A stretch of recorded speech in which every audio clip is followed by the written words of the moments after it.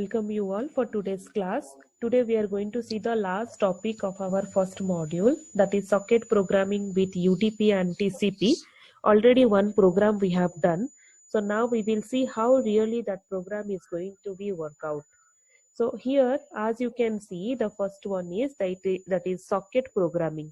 So what is the goal here? Here we are going to learn how we are going to build the client server applications which is going to communicate using the sockets. So now what is the meaning of our socket?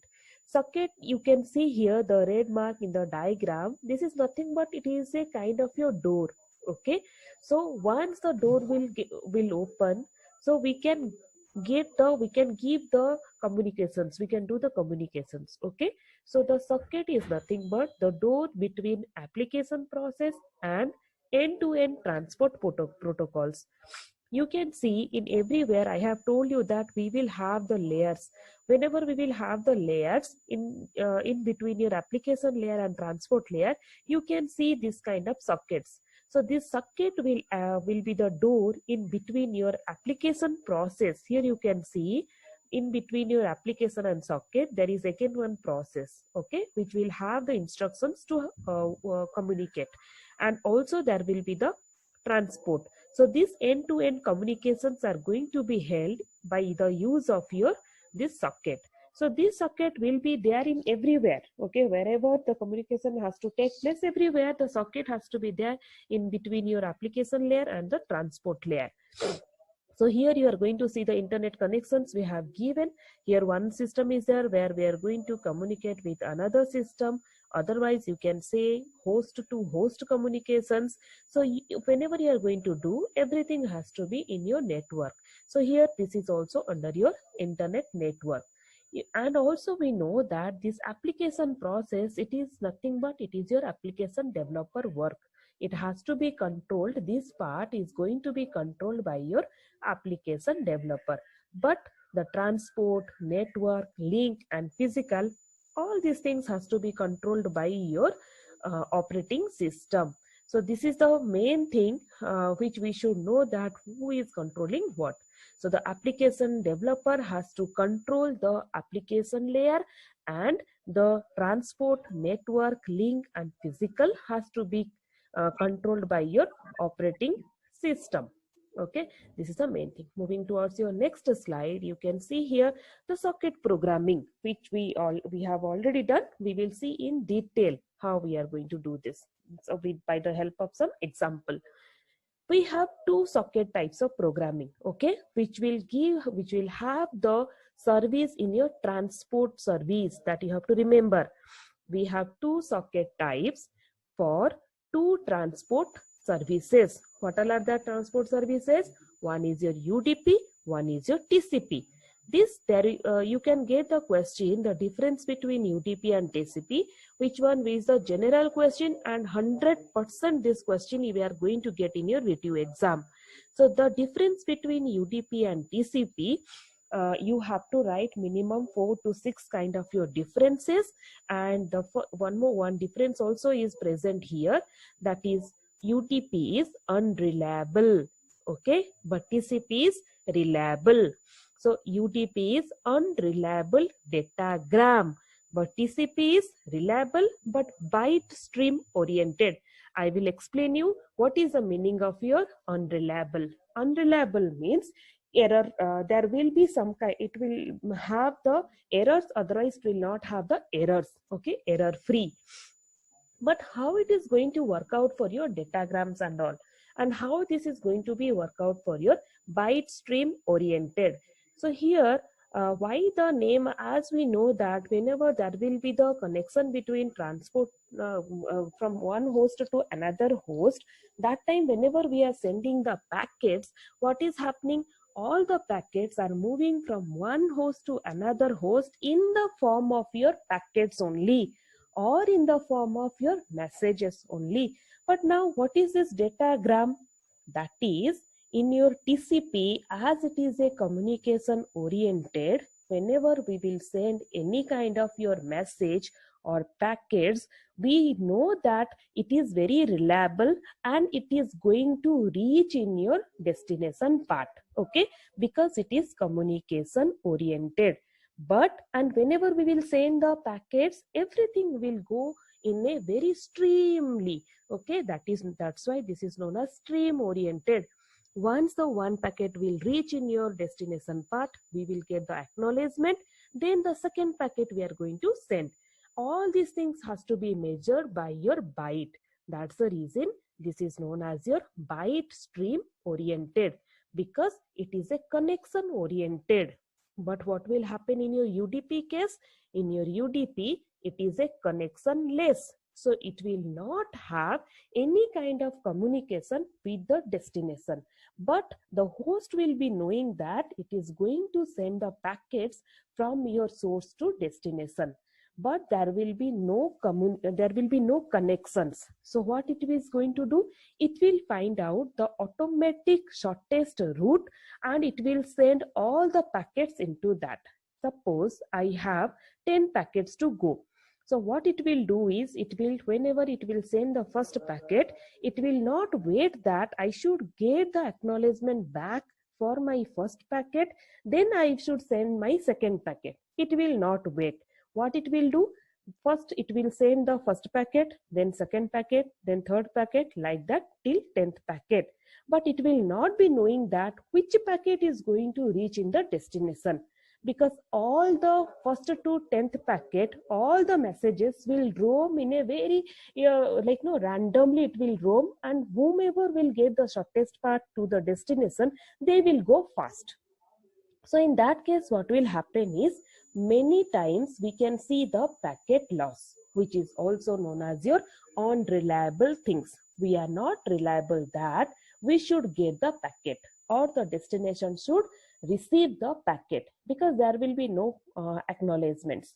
So whenever the packets will not be in a streamlined process, so the packets will get break, okay, and the packets will get break and it will roam like anything, and it will try to find out the shortest path, and all these things will happen in a very rapid manner.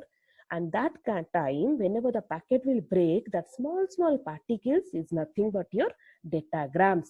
So that will also contain some of the message. Whenever all these things will reach in your destination part, maybe that time it will not be in a stream oriented. Maybe the fifth packet has been reached first, maybe the second packet has been reached second, maybe the eighth packet has been reached in the third place.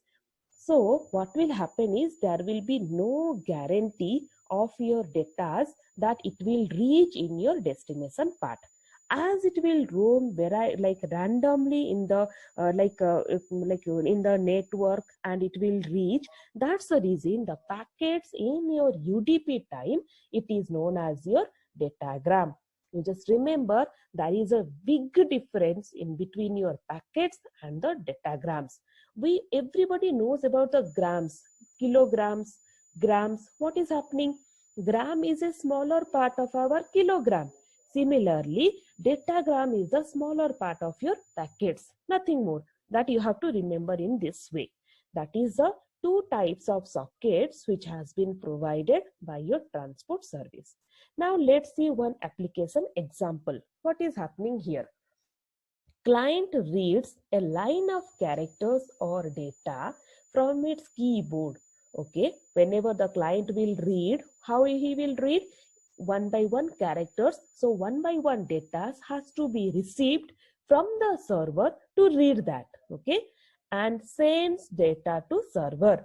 What it is sending? The lines of characters. Whatever he is reading, suppose I want to write hi, how are you? I have to write HI. So I will read. I have to enter into through your keyboard. Then I have to send it to the server. Then the server will receive all the data and it will convert all the characters to the uppercase. Why it is like that? Because we will have the ASCII characters, ASCII value. Always whatever we will write, it won't go in that way. It has to convert in their appropriate language, and again it is going to be decrypted. That's the reason we used to have the encryption and decryption algorithms. So in this way we are using that so that no one can decrypt the data easily. Then what happens? Server sends modified data to the client. So once the conversion will get over, then it is going to send to the receiver side. So the data are going to send to your receiver side. Now the client will receive the modified data and displays line on its screen. So now the receiver will receive the modified data. Again it will encrypt. Then again it will decrypt. Then it is going to display on the screen. So what is happening now here? That is just a communication, how you are going to transfer from one place to another place. So now we will see here the socket programming with UDP, how we are going to do. So there is no connection. I told you UDP is nothing but it is your connectionless. That is the first point in your difference. And between whom and whom? Between your client and server. So as there is no connection between client and server, then definitely there should not be any handshaking before sending the data. As what we used to do in your TCP, first we have to do the handshaking. We have to do it. Then only they will be activate that client and server both the side. That some message is going to come. But here, as there is no connections, we should not do any handshaking before sending the data. Sender explicitly attach the IP destination address with the port number to reach the packet. So what is happening in your UDP? As I have given you the example of 10 packets. So each packet will have the destination address and also with the port address of each of the packet. You remember the port address is nothing but for one network we are giving the port address. Suppose I have my connection at my home. So I have my port address, okay.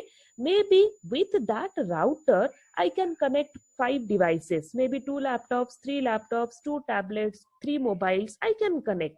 But the port address will be the same for my home network, okay. So whenever if someone is sending me any kind of message, they have to write the IP address for my router with my port address, which my router is having. So the port address will be different from your home network to home networks. Then the receiver will extract the sender IP address and port address with the received packet. In this way, it is going to receive the packet. So the transmitted data may be lost or received out of order. I told you that whenever the packets will send, as they will just flitter inside your network, there is no guarantee that you will receive all the message, all the packets or all the datagrams. Okay, it can be lost or it can be somewhere else. So what is the application viewpoint you saw here? UDP provides unreliable transfer of group of bytes. That is nothing but your datagrams, group of bytes. So when the bytes will be streamlined, that is your packets. But when some groups of bytes are there, some like the random bytes will be there, small pieces of bytes, that is known as your datagrams. And this kind of unreliable transfer, it will be always happen in between your client and server. Here you can see one diagram, client and server socket interaction UDP, how they are going to interact. Server is there is some, it is going to, in this way we have to write the program actually. You have to create the socket, okay. This is running with the server IP address. This is my client. So I have two things now here, server and client. In this side you have to create socket. Here also you have to create the socket because socket is necessary. Then it will have one port address, okay. So server socket will be what we are going to give here. Here AFNET, where it is going to read the datagrams for the socket, okay. So some values with the socket diagram. So this one we are going to send it here. So what it will do for this client socket also we are creating in the same way the socket diagram. So datagram, sorry. So here we are creating the datagram with the server address, okay, and with the port address because we are going to send it. Here what is there? The server socket is there. We are sending this one here. Here what is happening? By the time here the client socket also will get activated. Here with this reply of the server socket, With the reply, it is going to send the acknowledgement, but the acknowledge here. So here what is happening? The client socket will be activated by the time, and it will read the datagram from the client socket. Then it will just close it. By this time, this side also, all the client address and port address, everything has been sent, so it will also automatically close. As it is a UDP, there is no handshaking signal in between the client and server. You can see how the it is example of the UDP client. You can see this is just example of your UDP client. Any of the language you can write. From socket input, what is there? What you are going to do here? You can see it will include the library. If you are using the import, it means that you are going to include all the socket library. Next, what is there? You can see here the server name is there, the host name, and some server port number is there. Then here you are going to have the client socket. In the client socket, what you are going to have? I'm writing the program now for the UDP client side. So here what has to be there? Some address and the socket diagram. Okay, socket for the server and your socket datagrams will be there. Once that one will be there, next thing is everything will be in your lowercase. So the message you have to input. Okay, you have to get the input from the keyboard. Here everything is going to save inside your message. So here the input. So if all the inputs will be in your lowercase. Next, what you're going to do? The client socket is going to, that is there, send to message encode. So here we have to attach the server name. What is the server name? Host name. Then also the port address and the server port. Server name and the server port. Host name and the 12,000. All these things we have to encode and send to the client side. Next, what we are going to do? We have to modify the message. How we are going to do? We have to read and reply the characters from the socket to the string, whatever has been given. So this is received from this port address, whatever you are seeing here. This is your server address. Okay. So from where you are going to receive? You are going to receive the address. This is a port address given. Next is what? You are going to print the modified string and you are going to decode everything and by using the decryption algorithms, and you are going to close it. Now we will see how the UDP server is working. We know that this is we are going to import the socket library functions. We have given the server port number. Here server socket is there. What we are going to do here? We have to create our UDP sockets for the server side. Once it is created, next we are going to bind it, means we are going to attach it, the server socket, with the local port number. What is the local port number? 12,000. So we are going to attach both the things. Next, what we are going to do? We are going to start the loop. So from where it is going to receive? This is my server address. So here what is happening? So you are going to read the UDP socket message from your client side, where the client IP address and port address will be there. So you are going to receive, as it is client address is there, you are going to receive the client IP address along with that the port address you are going to receive.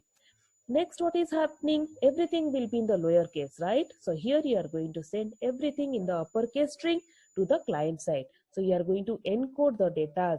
Okay, there whatever we got, you are going to encode the data and again you are going to send it. Now here you can see the socket programming with TCP. How we are going to utilize the socket programming with TCP. So UDP case we have seen. Now how we are going to utilize for the TCP? Client must contact the server. The first thing will be the client has to contact the server. How it is going to be working out? So the server has to process first, must be running. First the server has to start running. It has to be activated. Then the server must have create the socket. It has to create the socket to welcome the client's contact. Then in the client side, what will happen? The client contact will create the TCP socket. Then it will specify some of the IP address and the port number of the server process. As the TCP is a connection oriented, so before sending any packets or any communications, first the client has to contact the server and the server has to contact the clients. Both the communication has to establish. That is nothing but your handshaking signals. So how it is going to happen? By using your TCP sockets and the IP address and some of the port numbers, whatever the server will have. For the server process, it is going to be given. So when clients will create the socket, the client TCP establish the connections to the server TCP. So the client will establish the connection by using the TCP. So then what will happen? When contacted by the client, the server will create the TCP by using the new socket address, which one will communicate in between your clients. Okay, first client will create, or it will start giving the request to the server, then server will gives back with the response. Then they will allow the server to talk with the multiple clients by using the port number and the server address. Moving towards the next one, you can see what is the viewpoint here, application viewpoint. TCP provides very reliable in order to transfer the byte transfer for stream transfer between the client and server. This byte stream transfer is also known as your pipe transfer, that is nothing but your packet transfer. Now diagram is here, how we have done in the UDP side. Similarly, it will be there in your TCP side also. This is nothing but your socket in the client server socket interactions. What we are going to do here, server will be there, client will be there. Here we have to create the socket. Which side? We are going to do everything in the host ID. By using host ID in the server side, we have created the sockets. Some port number for incoming request. So you have to create the server socket. Then you have to wait for the incoming connections. Okay. So once it will be waiting for the incoming connections, this side it will create the socket by using this host ID provided by your server, and also it will have some port address. Now client socket is ready. Now here only the TCP connection will be built up. So once the connection will be built up, the client will send the request by using this client socket towards your server. Then server, what it will do? It will just give that connection socket. It means that the socket connection established. With the reply, it will send to your client side. Now reply, it will read the reply that client socket has been established, then it will close. Suppose in some case it has not been closed, it is going to send it once again, and it is going to build up the connections. As it is a TCP, it is a connection oriented. Now seeing the program, how it is going to help out. So now in this TCP client, in the first case, it will import all the library, socket library functions. Then the server name will be there, some server port number will be there. Next, the client socket will be there. So here what we are going to do? Here we are going to create the TCP socket for the server, because I know you know that the TCP socket server has to be created with the remote port number. What is the remote port number? That is 12,000. So here the client socket will start connecting with your server port. Then what will happen? It will accept all the sentence, the messages, whatever has been given. Then it is going to encode the data. So from which socket it is going to receive? What is the port number? 1024. So here what will happen? It is not going to add any of the server name, because already the connection has been established with the server. So the client already knows that to which server it is going to have the connections. Once that will be done, then we are going to move to your TCP server. What will happen in your TCP server? First, it has to create the welcoming message. That is nothing but it has to create the sockets, because already the client tried to connect with this. Once it will create the TCP connections, it will just wait to have the first sentence, like your first incoming TCP request. That the reason this is nothing but your one. Okay. Next, what will happen? It will start with the loop. It is going for the loop. Inside the loop, what is happening? The server will just wait to accept the incoming request which has come from your client side. Then the new socket will be established here on your in this side. Your new socket will be get created. Then it will read all the bytes of data whatever has been sent from your client side with this port number. Once that will be done, then it is going to capitalize all the sentence, whatever will be in the lower case, it will encode all the data, then it will give closing of these connections. So this is all about your TCP server.